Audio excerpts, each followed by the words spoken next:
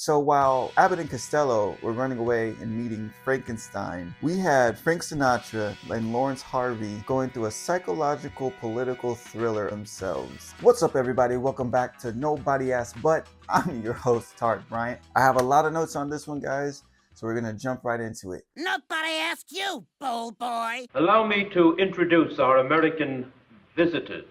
I must ask you to forgive their somewhat lackadaisical manners, but I have conditioned them, or brainwashed them, which I understand is the new American word. So I'm still reeling, I'm still in shock and awe from this movie. We're talking about The Manchurian Candidate, back in 1962, directed by John Frankenheimer. And let me tell you guys, this is a brilliant movie. So Lawrence Harvey plays Raymond Shaw, a decorated war vet who comes home from Korea to find himself given the Medal of Congressional Honor. However, none of his platoon can remember what he did in order to get this, award, as well as what they did during the time that they were there. So Frank Sinatra, who plays Raymond Shaw's commanding officer, starts to have these reoccurring nightmares, and so do the rest of his platoon. Shoot Bobby Raymond. Through the forehead. Yes, ma'am.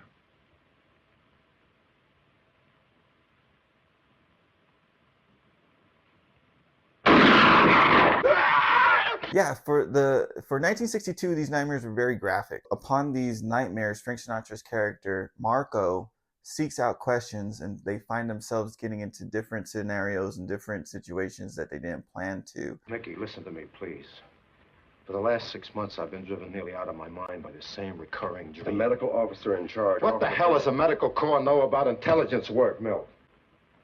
I tell you, there's something phony going on. There's something phony about me, about Raymond Shaw, about the whole Medal of Honor business. 3 points, though, I want to point out is the story leading up to the movie, as well as how the movie looks. This is another movie that is geared towards brainwashing. Up next, an inventive political and psychological thriller from 1962 starring Frank Sinatra, Lawrence Harvey, and Angela Lansbury. Lawrence Harvey, never really heard of him before this movie. And I could tell you what, it's funny, I've never really seen him in anything else. So seeing him in this movie really showed me his acting chops, and Frank Sinatra too.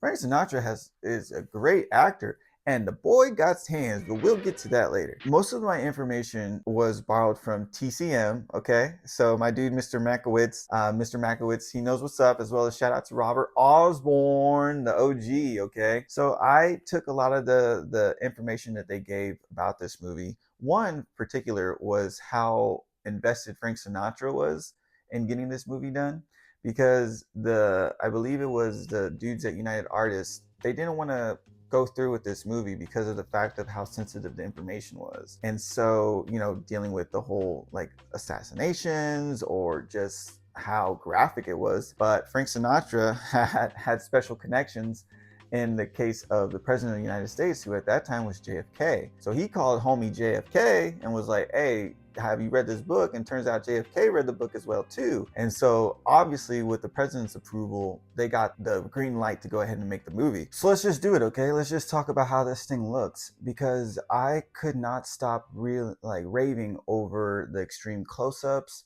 The lighting, the way it's filmed, it's being in black and white makes it such a more beautiful movie. And I was talking to my wife about this. I feel like I'm always saying that. That's the thing with this thing right here, is that I figured my wife was just so tired of me talking about movies. So I wanted to start my own channel, so that way I can at least get to somebody out there who understands what I'm saying, or at least enjoys what I'm saying to the point where they want to come back and hear it again. Black and white is such a acquired taste. Black and white movies. Not many people can sit and watch a black and white movie. And I think it's because, one, during those times, they took their time telling the story. There was a lot more inventive pacing and framing, and they were just blossoming. Hollywood was just blossoming into this new animal. And so for The Manchurian Candidate, you could tell that with the director and the cinematographer, Lyle Linden, my goodness, Lyle Linden, the way he positioned the camera, it made it seem as if we were just as there as the characters, the audience. The audience was just as distraught and confused as the characters in the movie. Like just by the way it was edited. Allow me to introduce our American visitors. Like, for example, the garden party, how that was edited really blew my mind, and how it was shot, how it was on a rotating camera, and every time it rotated, you got a different scene, a different area that the POWs were at. To believe that they are waiting out a storm in the lobby of a small hotel in New Jersey. So at first it looks like it's at a garden party, and then as we turn, it turns into a huge conference room of these communists looking at these poor brainwashed Americans. I've allowed my people to have a little fun in the selection of bizarre tobacco substitutes. It's such a well shot movie. I'm a big fan of noir. That's a style of art. It's just uses black and whites and huge big blacks and huge bodies of whites and things like that. Think Sin City. There's such great acting within this movie that I'm surprised it didn't get nominated for more Oscars or more accolades for that matter.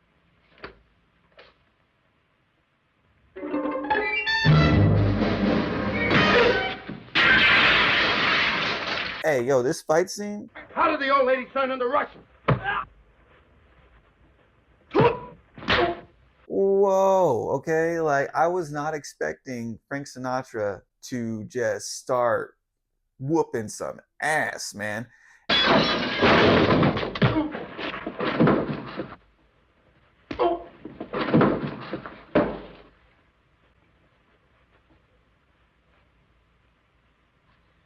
And he does it really good. He does the whole, I don't know what style that is. I want to say it's not Tiger Claw. Tiger Claw. But it's something else. But he was whooping his butt when he chops the table. I was like, dang.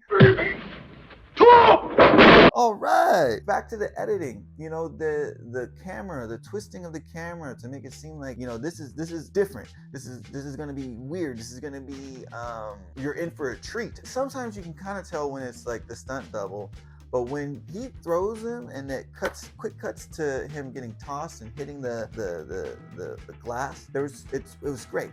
So many great editing styles in this. Hey everybody, if you stayed this long, why don't you go ahead and subscribe? Go ahead and subscribe. It's free. It's a Cold War, but it will get worse and worse until every man, woman, and child in this country will have to stand up and be counted to say whether they are on the side of right and freedom or on the side of the Thomas Jordans of this country. Cannot leave out Angela Lansbury, okay? It's been decided that you will be dressed as a priest to help you get away in the pandemonium afterwards. Man, was she impressive in this movie. Every scene she was in, she captivated. And I loved how the camera they made her look bigger than nature. The camera always had her the camera was at the bottom, which made her look large, made her look like she was in charge. I could be wrong, but it gave her this grandness, and it also gave her this fear. Like every time she walked in the room, I was just like, uh-oh, mom's here. The speech is short, but it's the most rousing speech I've ever read. Okay, and so that in itself played to her character, and then she just took it and ran with it. Man, like towards the end, that ending monologue where they have her in the extreme close-up and the lighting's on her that makes her look sinister almost. Woo! This movie, man. This movie, yeah, it makes me want to read this book, and it also makes me want to kind of watch the movie again, but at the same time not, because it's 2 hours long, and that's basically a Lord of the Rings movie. It's just a brilliant film, and I highly recommend you guys go watch it. I found it on Tubi. I've never heard of Tubi before. Tubi.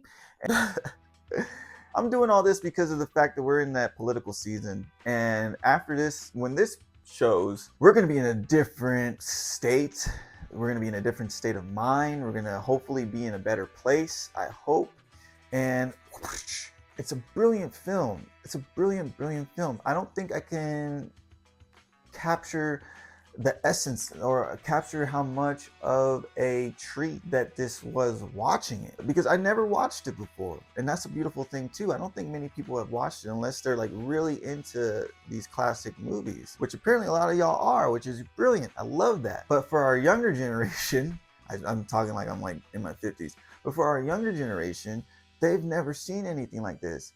And so I recommend y'all, if you're like in your 30s or 20s, check out The Manchurian Candidate. Okay, it's not a slow burn. You're gonna be like, oh, it's that black and white, but you know, it's worth it, especially if you loved Sin City. It's not as graphic as Sin City, but it has that style, that neo-noir style, and I'm highly in admiration with it. My name's Tarek Bryant. This is Nobody Asked But, and I will see y'all in the next one. Next ones are going to be not as serious, I promise. All right, take care, guys. Nobody asked you, bold boy.